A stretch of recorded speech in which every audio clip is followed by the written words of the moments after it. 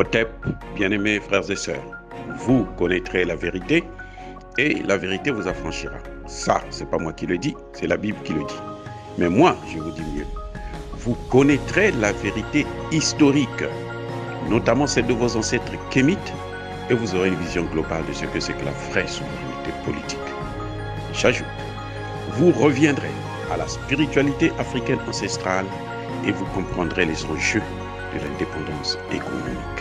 Et pour terminer, vous accepterez votre identité culturelle kémite et vous obtiendrez deux choses. La première, c'est la paix. La seconde, c'est le développement, à une condition. L'unité de toute l'Afrique noire, l'unité de tous les Noirs du monde entier.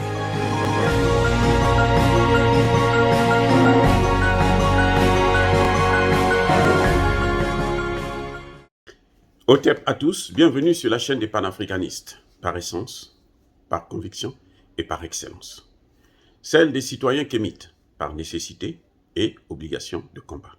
Nous sommes une chaîne qui n'est guidée que par nos ancêtres et rien que par les ancêtres qui appartiennent à l'égrégore du monde noir. Par conséquent, nous ne croyons en aucun Dieu venu de l'étranger. Toutefois, cette vidéo n'est aucunement destinée à inciter à la haine ou à la violence, car nous menons un combat qui est d'abord et avant tout spirituel. Ensuite, il est politique, géopolitique et géostratégique. Contre l'impérialisme, le colonialisme, le néocolonialisme et l'endocoloniat. Sur la base du principe fondamental que nous avons hérité de nos ancêtres kémites, qui est celui de la Mahat, c'est-à-dire vérité et justice. Vous êtes donc en droit de connaître la vérité et nous avons l'obligation de vous dire la vérité et rien que la vérité, afin que justice soit rendue à l'Afrique. Et ça, c'est notre modeste contribution dans cette noble lutte en faveur de la souveraineté, la dignité et l'unité africaine. Et ça, c'est ce qu'on appelle le panafricanisme. Eh oui, bien-aimés frères et sœurs, je l'ai dit dans mes vidéos précédentes que le G5 Sahel est mort. Le Mali est sorti du G5 Sahel. Le G5 Sahel n'a plus le droit d'exister. Si les autres États africains, les 4 autres États qui sont encore membres, veulent créer parler du G5 Sahel, ce serait une utopie. Il faudrait qu'ils parlent du G4. Et là, il faudrait qu'ils se réunissent, qu'ils s'asseyent et créent leur propre institution. À moins que ce soit le G5 Sahel, y compris la France. Là encore, ça pose un problème parce que la France ne fait pas partie du territoire sahélien. La France, c'est le paternalisme français, c'est un territoire colonialiste qui colonise tous ces pays-là et qui veut prendre donc la tête de l'institution. Donc, elle ne peut pas être membre. Elle ne peut pas prendre la place du Mali. Elle ne peut pas remplacer le Mali. Sinon, c'est faux sur toute la ligne. Tous les textes sont faux. Et ce serait idiot, je dis bien idiot, pour la part des chefs d'État africains, malgré l'affiliation qu'ils ont vis-à-vis de la France, de parler encore du G5 Sahel. S'ils veulent créer une autre institution, il faudrait qu'ils s'asseyent et s'organisent pour créer cette autre institution. Mais le G5 Sahel, il est dorénavant mort. Eh oui, c'est ça. Maintenant, nous savons déjà que le G5 Sahel est mort parce que le Tchad n'a pas, et les autres pays n'ont pas voulu faire pression pour qu'on remette la présidente tournante au Mali, puisque c'était son tour, visiblement. Et qu'est-ce qui s'est passé? Est-ce que le Mali perd quelque chose? Est-ce que le Tchad perd quelque chose? Est-ce que le Niger perd quelque chose? Est-ce que la Mauritanie perd quelque chose? Est-ce que le Burkina Faso perd quelque chose? Non. Au contraire, c'est une aubaine pour les 5 pays du G5 Sahel. Déjà, ce qu'on appelait G5 Sahel, ça ne devait pas être à l'époque déjà le G5 Sahel, ça devait être le G4. Puisque la Mauritanie n'a plus connu d'attentat depuis très longtemps, depuis plusieurs années. Et qu'en principe, cette institution a été faite pour lutter contre le terrorisme. Ou plutôt contre les terroristes. parce que c'est la France qui lutte contre le terrorisme, parce que c'est elle qui les amène, donc elle ne peut pas lutter contre les terroristes, lutte contre le concept, ce qui est déjà une fausse base. Je dis que le Tchad a rendu service au Mali, et le Mali a rendu service aux 4 autres pays du G5 Sahel. Pourquoi je dis ça? Parce que ça a donné une bonne raison à tous ces États de détruire une institution, de faire disparaître une institution qui est contrôlée par la France. Il n'y a plus le G5 Sahel, la France n'a plus de raison de tourner autour du Mali. Surtout quand le Mali va faire partir la base des Nations Unies, là, c'est fini. La France n'a plus de raison pour y rester. Elle n'a plus de raison pour contrôler le Mali. Donc c'est ça le plus grand avantage de cette décision sage et digne, respectable et souveraine du Mali. Et le Tchad, qui a agi de la sorte, a facilité la tâche du Mali. Ce que les Français n'ont pas compris. Les Français pensaient que le Mali, pour prendre la présidence, sera obligé de prendre contact avec Emmanuel Macron pour lui supplier, de laisser le Mali prendre. Non. La France s'attendait à ce que le Mali se plie. Et plus elle est en train de faire ça, plus le Mali s'éloigne de plus en plus et définitivement. Et le Mali est en train de venir avec lui traîner avec lui d'autres États africains, notamment le Burkina Faso et même le Niger.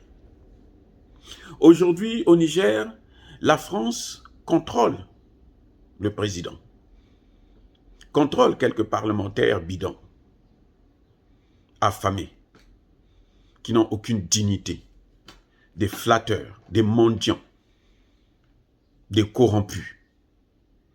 Mais la France ne contrôle pas la population nigérienne. Les Nigériens sont encore aujourd'hui pro-russes. Les Nigériens, au plus en plus, demandent la présence des Russes et chassent les Français de leur territoire. Pareil au Burkina Faso, pareil même au Tchad. Donc, Idriss Déby Itno, c'est vrai, les gens le critiquent, oui, mais il ne pouvait pas faire autrement parce que si lui, il avait fait autrement, c'est lui qui allait prendre des coups. Et lui, on devait le tuer comme on a tué son père. Ils n'ont pas eu pitié de son père, on l'a tué, on l'a complètement massacré. Hein. Ce sont les mêmes, les Français. Donc, si Idriss Déby Itno s'y était opposé, n'avait pas fait ce que la France demandait, eh bien, il serait l'ennemi numéro 1 de la France, à la place du Mali. Et comme lui, il n'a pas encore eu de bonnes relations avec la Russie, c'est vrai ils négocient encore, ça pose un problème. Donc lui, pour éviter ça, il a tout laissé au Mali. Le Mali est capable aujourd'hui d'assurer sa sécurité sans la France. Alors que le Tchad n'est pas capable de le faire, il ne faut pas oublier, il y a 2 bases militaires françaises au Tchad.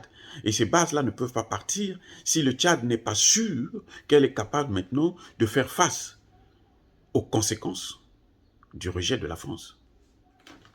Attendez, écoutez-moi bien. Le Tchad ne peut pas aujourd'hui dire que la France partait.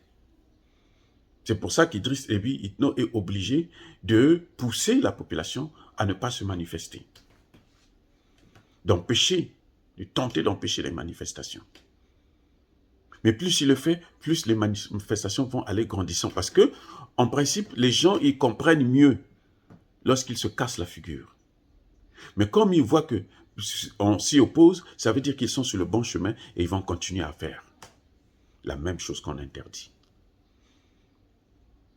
Donc, le Tchad s'est rendu service. Le Tchad a rendu service au Mali.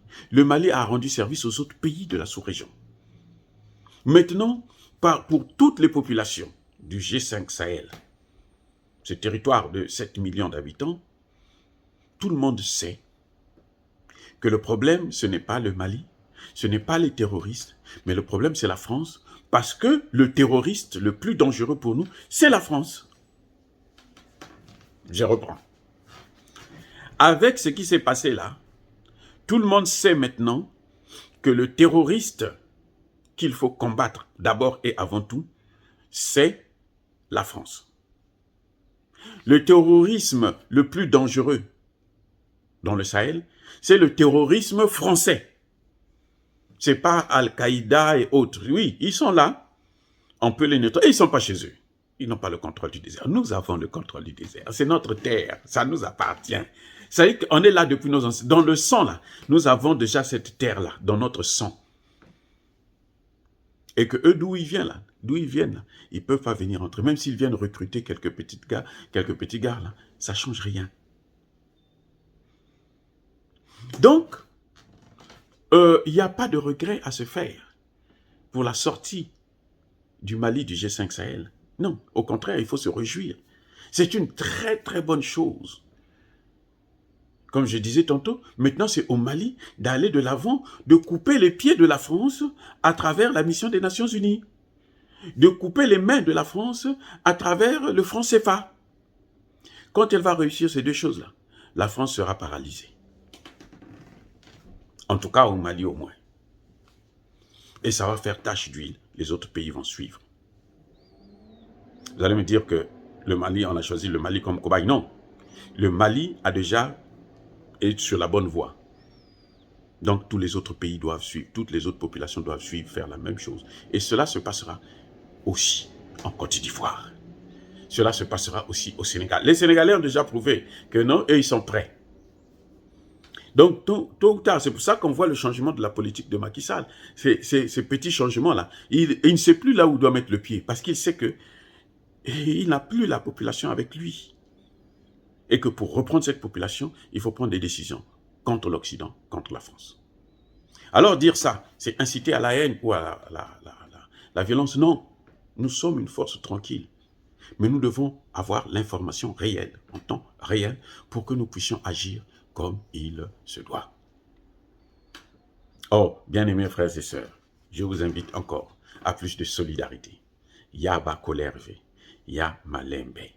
Ça, ce sont les principes de la Mahat qui s'ajoutent à vérité et justice. Soyez bénis par le Dieu des Kémites, j'ai dit.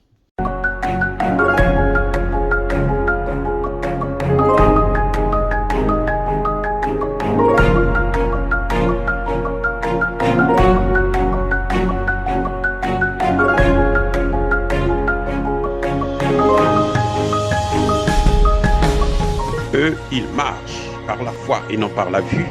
Mais moi, je vous conseille vivement de marcher par la connaissance scientifique et historique, notamment celle de nos ancêtres kémites, par les 5 sens et par l'intelligence. Otep, vive l'Afrique éternelle et que Dieu vous bénisse. Abou Apia.